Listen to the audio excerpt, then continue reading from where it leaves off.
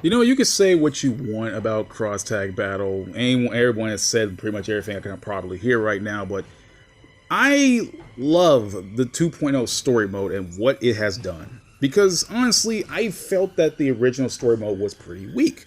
I don't think I'm the only person who thought this, but I swear to God, like, there was something off about the original 4 story modes, you know? Like, I feel like there could have been more done. I think, like, the original first 4 story modes felt like a big missed opportunity. Because, like, you got 4 story modes focusing on the 4 original franchises. BlazBlue, Persona, Under Night, and then RWBY. You figured, okay, there's nothing they can do wrong with that. It's a crossover game. And usually when they do crossover games, they kind of just play up to the fact that maybe people know about these crossovers, or maybe it's just something really stupid. You know, something like they can just, you know, go ham and go stupid. Do some new thing, like do some funny things, funny interaction, funny character moments, you know? So, the original story mode for Cross Tag did not do that. Like, honestly, like, you have 4 episodes, I mean, technically 5, but you have to go through the BlazBlue one again.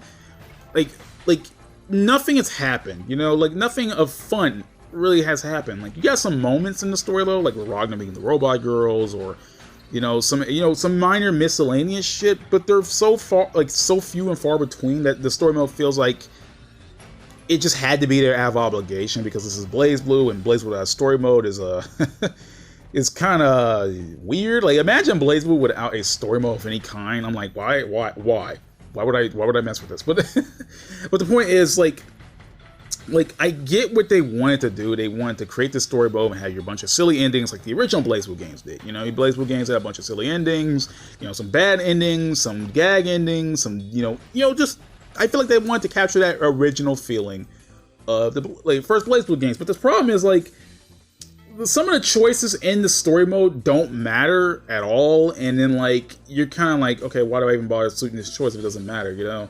And then, like, don't even get me started on, like, the pacing of the story mode. Like, it's not the pacing, I think that's the problem. It's just, like, it's not fun, you know? There's no fun in this. Like, I thought the whole point of a crossover game, especially a crossover between freaking Persona, Under Night, BlazBlue, and RWBY were supposed to be, fun, dumb shit, you know? And none of that dumb shit really does happen in this story mode. Nothing has happened. Nothing dumb happens. Like, they kind of treat it like it's a big deal, a big serious thing. The whole keystones and whatnot. The system, system having a fun time, but everyone feels super serious compared to the system, and like, I don't think that was the whole point of the story mode, for having the main characters, like all the characters, to be, acting, super serious, because BlazBlue has its, moments of seriousness. It's a somewhat serious series. But, like, the gag endings kind of, alleviate some of that. Persona's a lighthearted series. RWBY's a lighthearted series, somewhat. I haven't kept up with RWBY since Volume 6. But Under Night is tough, because Under Night isn't exactly a lighthearted series, but, like, it's not, like, grim and depressing and whatnot. But, like, to me, like, no, these games felt like they had the perfect potential to be smashed together and then create a silly story mode out of it. Especially now that you have, like, the rest of the characters. But I think the problem with the story mode is they didn't use all the characters they had to their advantage, because, one, there are only originally 20 characters in the base roster, and more with DLC. And some they had to use some of the DLC characters in the story mode, and it, a first-time person playing the story mode for the first time is like, what the hell? What are these characters? Don't have these characters. What's going on here? And then just to realize they're DLC. I don't like the fact that they use DLC characters, and I don't like the fact that the DLC characters are playable, like, not playable, but are, you fight them in the story mode, because I'm not even going to get into that, but, like, because that's a whole different video that I've already talked to death about. The point is, the original story modes weren't good. They weren't bad. They were passable, but at the same time, there was nothing to enjoy about it, Not much, at least. And that's why I like the 2.0 story mode so much. It's fun. Something, like, things happen that I can actually talk about. Things actually happen where I can just joke about and talk dumb shit about. Okay, let's start for the first example. Freaking Naruto Kurogane is technically the main character of the story mode, right? Actually, no. Let's rewind that back a bit. Can I appreciate the fact that they used all 53 characters in this story mode? All 53. Now, I haven't rounded up the entire how many hours it takes to beat the story mode, but it takes approximately about 2 hours to beat the story mode. Keep in mind that the original Cross Tag story mode took 4 hours, and it had less characters to work with. This one takes approximately about 3 hours. They use all 53 goddamn characters, and they give them just enough screen time for shit to go down. And I like it, because like they use all the characters to their advantage, and I love it. Like, you got freaking Naoto. Now I can actually talk about Naoto Kurogane, the main character, essentially, right? Like, he's starting off, he has to be sent off by the system to go collect stamps. He's obviously not having a good time about it, and like, I love the fact that his voice delivery shows that fact. Like, the moment he's presented with the idea of having to go off and get these stamps, Billy Kametz makes him like, okay, this is bullshit.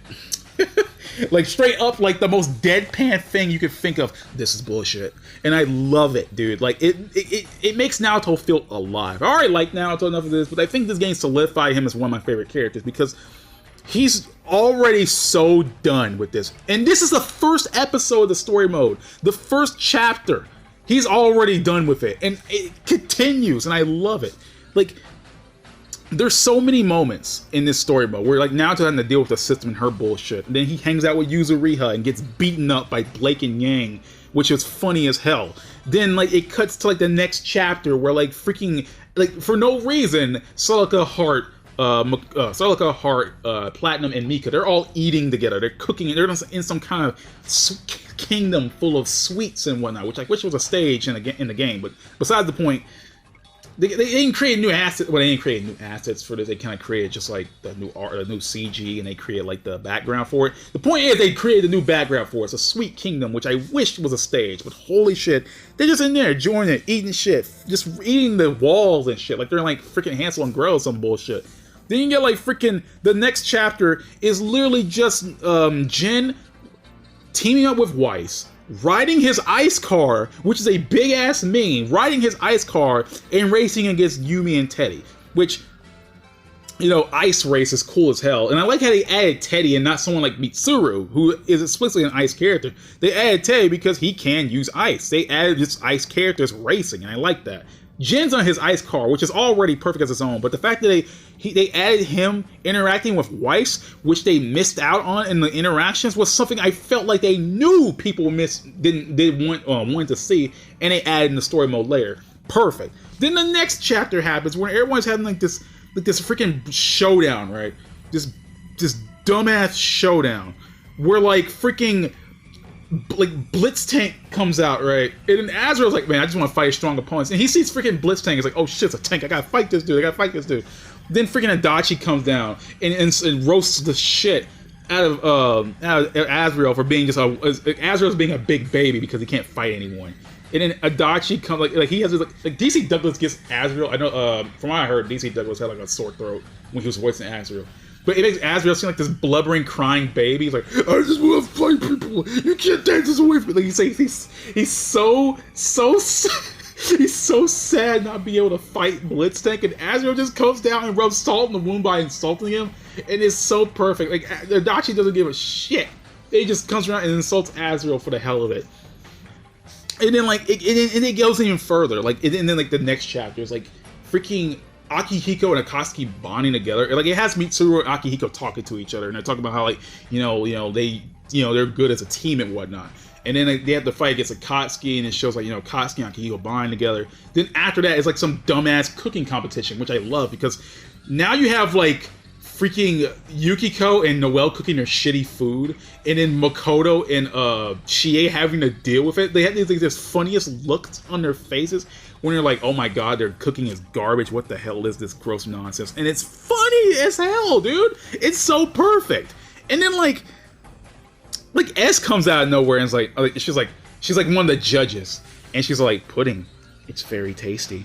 And I love it. Like you have to add S there. It's funny. Then the next chapter happens where like freaking like Linnae gets like she eats some bad food in the previous chapter, so she just freaking rockets off to somewhere place. So she gets stuck in this barrel, and the system wants Izuyoi, Seth, Hakumen, and who was the other character? I think it was like Izuyoi, Hakumen, Seth, and Hyde. There you go. Yeah, they wanted those characters to throw throw their weapons to a barrel and trigger something to get Linnae out of there, and they were supposed to win their stamp from there.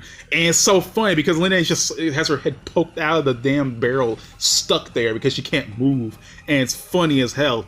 Then, okay, to be honest, the next chapter isn't so anything extreme, but like it's like Blitz Tank, it's like Akatsuki trying to capture Blitz Tank and stuff like that. But the next chapter happens, and the next chapter happens. Like the next chapter, like chapter I think like 11, I think, it's funny, like it's perfect because like you get Nine and Jubei,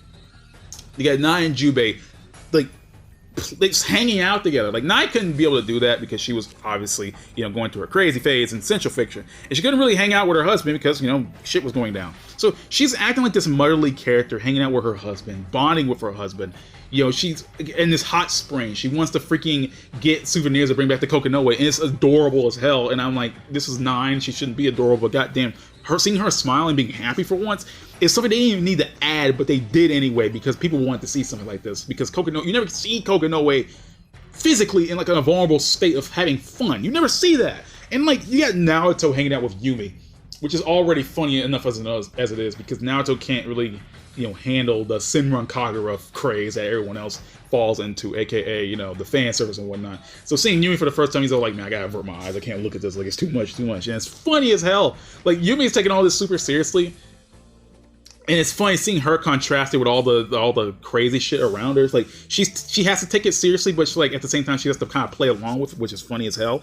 Then the next chapter happens, which focuses on freaking I think it's like Yosuke being quote unquote seduced by Igus and Labras. And it's funny because I've been wanting to see Labras and Yosuke interact with each other because damn it, I didn't get that in my interactions in battles, and it makes me sad, but I'm glad they added this mode where like freaking Labras, like it's funny seeing her as this cute dork trying to like seduce Yosuke, and then like Igus is trying to do the same thing and it works. It's funny as hell.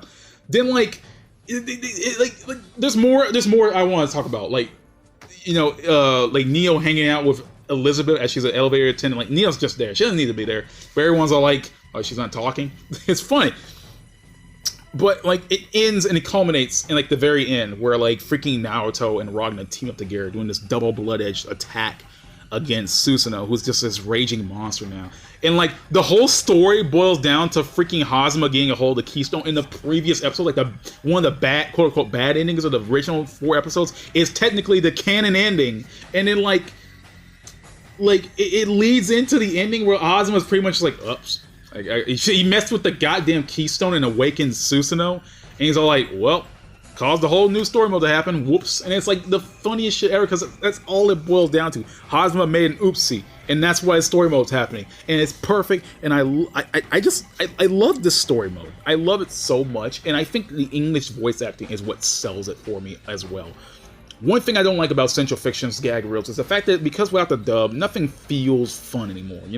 I'm not knocking the efforts of the Japanese cast. I'm just saying from my personal experience that I personally find the series funnier and a lot more entertaining in English. It's a language I can understand, and at the same time, the timing for jokes work better in English, and on top of that, the cast it's a very good cast, So the fact that they have like all these English voice actors juggling freaking 53 characters, technically 54 if you want to count the system, trying to juggle all these characters, give them enough screen time in this 2-hour story mode is great. They're having fun. The actors sound like they're having fun. They're shooting this shit. It's perfect. I feel like if this was in Japanese, it wouldn't be half as funny. And that's why I don't like Central Fiction's gag reels. Like, there's nothing funny to me there because like everybody's in Japanese, and it the spark is gone. And that's why I'm happy that Dub is back in Crosstag, because there's a spark here. It's funny. I can actually understand these characters, and granted, in battle now they have interactions with subtitles, but even then it doesn't matter, man. The fact that the dub is here in the first place is perfect. The new characters, like the new dub cast chosen for Under Night, is perfect, and I like it. Like, ugh. And one thing I also like about this new story mode is how they improved, like, I don't know how to call it, the style? Like, I don't know how to describe it. There's, like, this dynamic thing where they did in Central Fiction, where, like, like, they treat it like the X-Blaze games, where, like, the X-Blaze character portraits are a lot more dynamic, and, they feel like they're moving rather than just having, like, just being straight up still most, like a lot of the time. They did that a lot in Chrono Phantasma and previous BlazBlue games, but they made it a lot more dynamic in Central Fiction and emphasize the action more. And they did sort of the same thing in the 2.0 story mode, because what I don't like about the story mode in this game is the fact that like they have the character portraits, but they use the same character portraits from the character select screen in this story mode. And I like the fact that they, made it a little bit more dynamic. It's not by much, but I like they add new little CGs. I like they made it more dynamic. Like there's a scene where, Naoto was about to get beaten up, like Naoto Kurogane was about to get beaten up by Blake and Yang, and they're like you can see that their portraits off to the side, but they're cloaked in shadow, and then they're slowly approaching Naoto as he's trying to save himself from being beat up by them. That's perfect, and I like that. It's like it's simple. It's like not anything extreme, but it's fun. And like, I just like the overall characterization of these characters in here, especially Naoto. I think this story mode solidified Naoto as one of my favorite BlazBlue characters because of his interactions. Like, he's just going around trying to do what the system tells him to, even though she's playing like the role of the, invisible fairy telling the main character what to do, and Naoto's all like, what the shit, dude? Like, why do I gotta go through this? But he has to do it anyway to go back to his own world. And so he's going through it. He's meeting characters like Adachi, who he can't even come to grips with because he knows he's a cop, but it's like saying things like, you're a cop, aren't you supposed to be upholding the law or some shit like that? Or he's meeting characters like Yuzu, who just straight up abandons his ass and leaves him to get beaten up by Yang and Blake. Or he meets like Rachel, and then like Rachel, like, she straight up like, man, I've been condescending all my life, perhaps I can't turn it off. Like, it's fun. Like, oh my god, this story mode's fun. I like this better than the entirety of all of Central Fiction's gag reels because I just can enjoy it. The characters acting like, this is a long ass gag reel, which it is, and it doesn't feel like it keeps going. It just keeps going. It's like a collection of mini gag reels slammed together into one whole story mode, and I like that. They essentially just create a ton of gag reels for this, and I wish that the chapters were selectable. One thing that's my main gripe is that the extra story mode isn't like complete. Like, you have to the whole thing is complete. You have to like play the whole mode to get to the scenes you want to get, unless you save the scenes. But at the same time, like, damn, I wish they were selectable scenes so I can watch them again like the story mode parts were. But it's not a big deal. But I would have preferred that so I could see individual scenes without having to essentially go back through the entire story mode and skip a bunch of things just to get to where I'm going to. But overall, it's a fun story mode that I'm glad they worked with. The fact that they made Naoto the main character, essentially the main character, and then on top of that, didn't use him a lot, give every character a moment to shine, is something special, man. Like, I'm happy about this. I really am happy about this because, like, when I thought they were gonna make a second story mode, I was like, man, I swear to God, it's gonna be just like the original 4, when it's gonna be like garbage. Now, my guess is they were going to just add episode Akatsuki, episode Sinrun, and episode Arcana Heart. Like, I thought they were going to do that and just cut the middleman. But no, they made a brand new story mode encompassing all 53, technically 54 with the system, characters. I like that because, like, it took them 2 hours to juggle all these characters, and it doesn't feel, what's good about it is, like, it all feels right, Like, I'm not going to complain about pacing and anything, but, like, it feels right. They use the characters just enough where they aren't overused, and yet they have just enough screen time to their name. Characters like Neo get, like, a couple of, like, barely any scenes because she doesn't do anything in the story mode, and that's perfect. She's just there to hang out with Elizabeth, who can understand everything she's saying. That's another thing I like. Like, the fact that, like, just shit like that where Neo, like, Elizabeth just understands what Neo is saying. It's funny to me. And they didn't have to go there, but they did. But yeah, I like the story mode Cross Tag 2.0, and like, you say what you want about Cross Tag, but that right there is the one thing that I believe that I can't argue against that they've done right. Now, I just wish they gave us a 2.0 opening. God freaking damn it, Arxis. But hey, the 2.0 story mode was enough. Just love it. It was masterfully done, funny as hell, and I'm glad it's here.